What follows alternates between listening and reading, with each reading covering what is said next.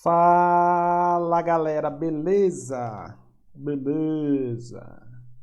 Professor Salgado na área. Vamos lá. Na nossa aula de hoje, dando continuidade às escolas do pensamento administrativo, nós vimos na aula anterior que todo o cenário mundial de desenvolvimento a partir da Revolução Urbana contribuiu demais para o desenvolvimento da administração. E agora, nessa aula, a gente começa a falar da escola clássica da administração, e aí nós vamos começar a falar a partir da administração científica. Então, a escola clássica da administração, alguns autores chamam ela de abordagem clássica da administração, ela é dividida em duas teorias, a teoria científica e a teoria clássica. A teoria científica é do Frederick Taylor e a teoria clássica é do Henri Fayol, um francês. A teoria científica do Taylor, ela dá ênfase nas tarefas, no chão de fábrica, na produção, né, na parte operacional. E a teoria clássica do Fayol, ela dá ênfase na estrutura empresarial, dá ênfase nas funções do administrador, e nós vamos começar hoje pela administração científica do Taylor. Então, nós vamos conhecer um pouquinho quem foi Frederick Winslow Taylor. Ele nasceu em 1856, morreu em 1915. Ele foi o fundador da teoria científica, foi o fundador da administração científica. Nasceu na Filadélfia, nos Estados Unidos. Ele vem de uma família de princípios muito rígidos, aí combinando com o que nós vimos da cultura protestante, né, com uma forte mentalidade de trabalho duro, disciplina, devoção ao trabalho e poupança, né, guardar dinheiro, acreditando que somente pelo trabalho pode se enriquecer. Ele começou a carreira dele como operário na Midvale Steel Co. Depois ele foi sendo promovido, passou a ser capataz, contramestre, até chegar a engenheiro. Então, pode ser um contrassenso, ou talvez pelas características dele, mas o pai da administração científica foi Frederick Winslow Taylor. E nós conhecemos a administração científica como o Taylorismo, tá? Então, Taylor é o precursor da organização do chão de fábrica. Só para a gente entender o trabalho de Taylor,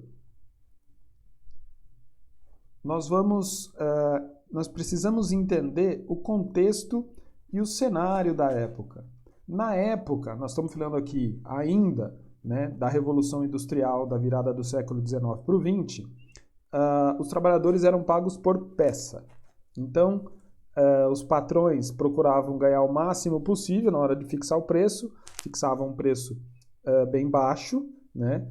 E os operários, eles tinham uma sacada que eles trabalhavam o suficiente para poder ganhar aquilo que eles teoricamente queriam ganhar, porque eles entendiam que os patrões eles diminuíam o preço da peça quando os operários faziam muito, né? Então, ficavam os patrões de um lado fixando preços cada vez menores e os operários de um outro lado, sabendo que os patrões iam fixar preços menores ainda se eles produzissem mais, produziam um número suficiente para poder ter um salário que eles achavam que era interessante. E isso levava para outros problemas, que os operários trabalhavam muito, né? Trabalhavam muito mais de 8 horas por dia, que é o que a gente conhece hoje numa jornada normal. Trabalhavam 12, 14, 16 horas por dia.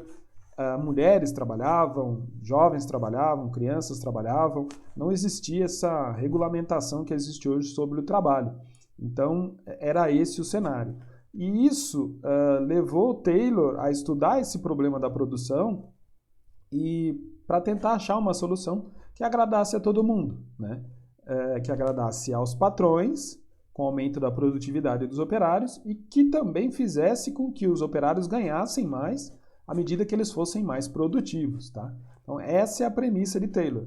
A partir do momento que ele aplica a administração científica, ciência, no chão de fábrica, ele começa a ganhar em produtividade e o aumento da produtividade vai fazer com que os patrões e os operários ganhem mais, tá? Essa era a filosofia de Taylor, a ideia que vem por trás de toda a filosofia taylorista. Isso aconteceu de verdade?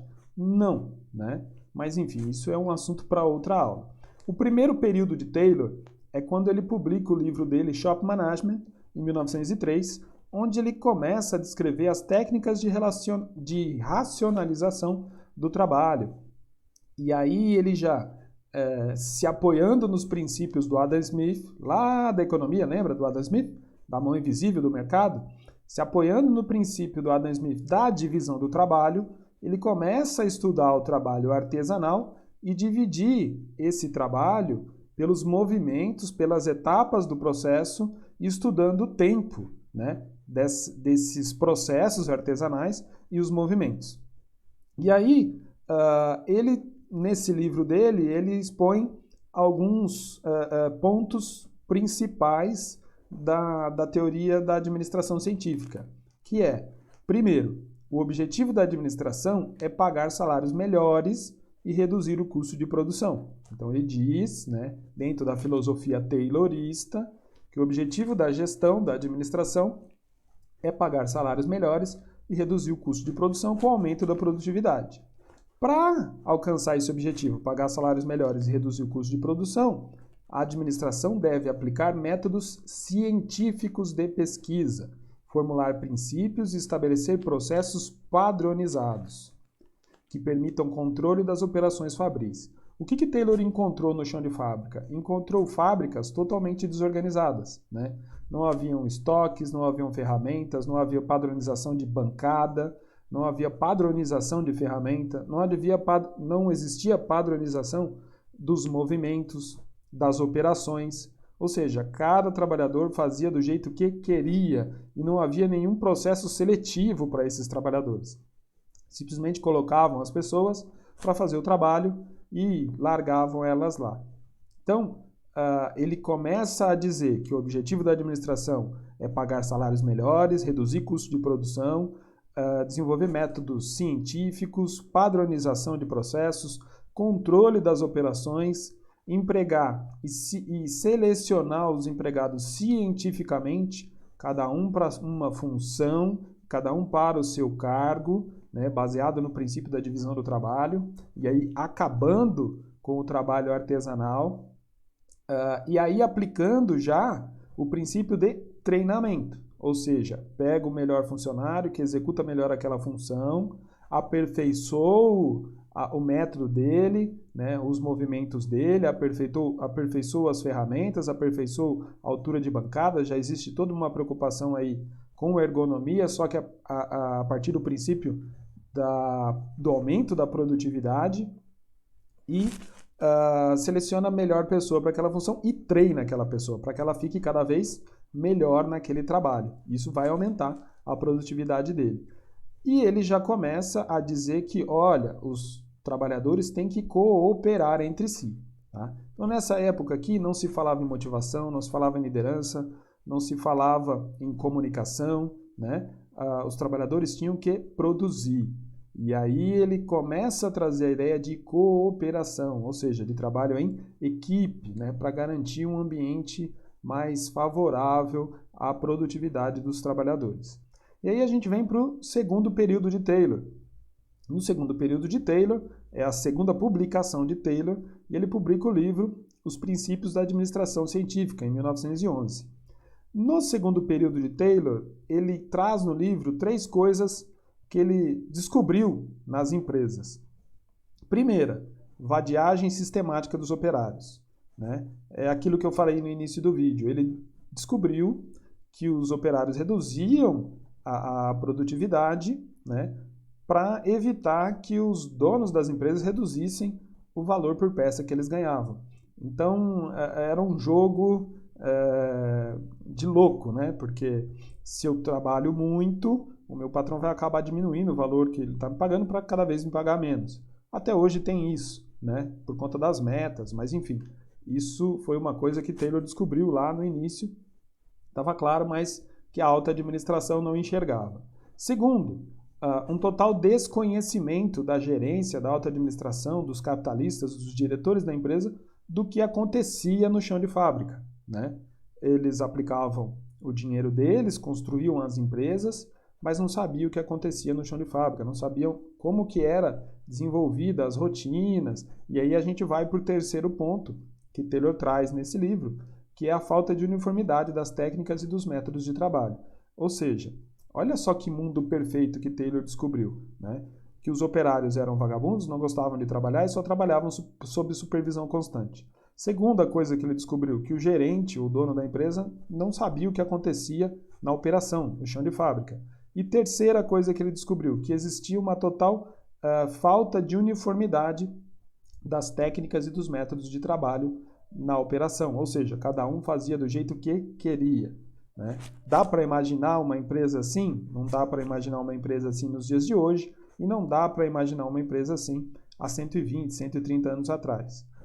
Vamos lá, né? Mesmo sabendo que existem essas empresas hoje em dia, e é por isso que nós estamos estudando. Estamos estudando para, olha só, o que Taylor fez, né? Pegou aquele trabalho que era totalmente artesanal e aplicando a divisão do trabalho do Adam Smith, ele começou a desenvolver o que a gente conhece hoje como a administração científica, como o Taylorismo, certo? E aí, no segundo período de Taylor ainda, ele traz para a gente o que ele acredita ser ciência dentro da administração, né? Que é aplicar a ciência ao lugar de empirismo, né? Harmonia em vez de discórdia, cooperação e não individualismo, rendimento máximo em lugar de produção reduzida e desenvolvimento de cada homem a fim de alcançar maior eficiência e prosperidade, que é a questão do treinamento. Então o Taylor ele traz para a gente a ideia de planejamento das tarefas, da execução daquilo que está sendo feito, ao invés das coisas serem feitas, né, de acordo com os problemas que vão aparecendo e com a vontade de cada um, né? E é o que a gente tem nas empresas hoje em dia, né? Nós temos uma padronização. Você tem uma instrução de trabalho, você tem uma receita que você deve seguir, os passos daquele processo, e isso é o que vai direcionar o trabalho do operário dentro de uma organização moderna. Então, isso começa com Taylor na virada do século XIX para o século XX, com o primeiro livro dele em 1903 e depois com o segundo livro dele em 1911. Tá? E o que Taylor traz para a gente, então, na administração científica? Ele diz que, olha, as máquinas e as ferramentas têm que ser padronizadas, devem ser padronizadas, os métodos, a forma de trabalhar e a rotina da execução das tarefas do trabalho também tem que ser padronizado, tem que sim incentivar aumento da produtividade por meio de prêmios de produção, né? Então, toda essa ideia dele é para quê?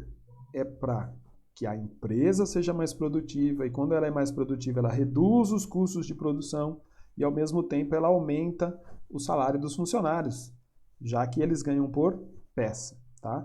Mas essa não foi muito a linha dos seguidores do Taylor, né? Eles acabaram empregando toda a parte científica da gestão da produção para aumento da produtividade e nós sabemos que, ao longo do tempo, os salários acabaram diminuindo em vez de aumentar, tá? E a administração científica, o Taylorismo, ela é o pontapé, a base para o desenvolvimento do capitalismo no mundo, né? Porque, aplicado o princípio da divisão do trabalho, nós abortamos o trabalho artesanal, que é demorado, que não é produtivo, e empregamos a divisão do trabalho, que gera mais produtividade para as empresas, e as empresas conseguem oferecer mais produtos ao mercado, a uma demanda na época que era altíssima, né? Porque ninguém tinha casa, ninguém tinha carro, ninguém tinha roupa, né? Então, conforme eu consigo produzir mais, eu também consigo vender mais. E aí surge no segundo período de Taylor a ORT. O que é a ORT? É a Organização Racional do Trabalho. Então nós temos 8 pontos dentro da Organização Racional do Trabalho. Primeiro, análise do trabalho que está sendo executado e estudo dos tempos e movimentos. Segundo, estudo da fadiga humana. Então, Taylor já começou a limitar o horário de trabalho. Ele começou a perceber que as pessoas trabalhavam 10, 12, 14 horas por dia e percebia que o ritmo de produção caía. Então, o que é melhor? Eu ter um trabalhador trabalhando 10, 8 horas por dia, num ritmo mais acelerado, e no dia seguinte ele chega descansado, ele vai produzir mais. Então, Taylor começou a fazer esse estudo da fadiga humana. Terceiro ponto, divisão do trabalho e especialização do operário, ou seja, se eu pego um trabalho grandão, artesanal, como por exemplo do barquinho, né, e divido aquilo em atividades, né, menores, numa linha de produção, numa sequência, cada operador que faz uma parte deste processo, ele fica mais especialista. E se ele fica mais especialista naquilo, ele vai produzir cada vez mais rápido. Esse é o princípio da linha de produção que nasce lá com o Taylor. Ele já começa a desenvolver nessa época cargos e tarefas, ou seja, dentro de um determinado cargo, essa pessoa que está nesse cargo vai executar somente algumas tarefas, e as tarefas do outro cargo, né, da outra pessoa, ela vai executar outras tarefas. Também gera padronização, gera especialização, gera produtividade, né? O quinto ponto, ele começa a trazer para a gente também a questão dos incentivos salariais e dos prêmios de produção. Tá? Eu vou pular o sexto para eu explicar no final. No sétimo ponto, ele fala das condições ambientais de trabalho, então não havia essa preocupação na época, mas ele começa a falar já de organização do ambiente de trabalho, de limpeza, de luminosidade, né? De padronização desse trabalho, padronização de máquina, padronização de ferramenta, padronização de layout, de processo produtivo. Então, o Taylor que traz toda essa ideia para as organizações. O que a gente conhece hoje de indústria, de chão de fábrica, de organização, nasce com Taylor, tá? Por isso que o mundo é considerado taylorista, né? E a aplicação disso tudo requer muita disciplina, muito empenho. Vou falar a verdade, muita chatice, né?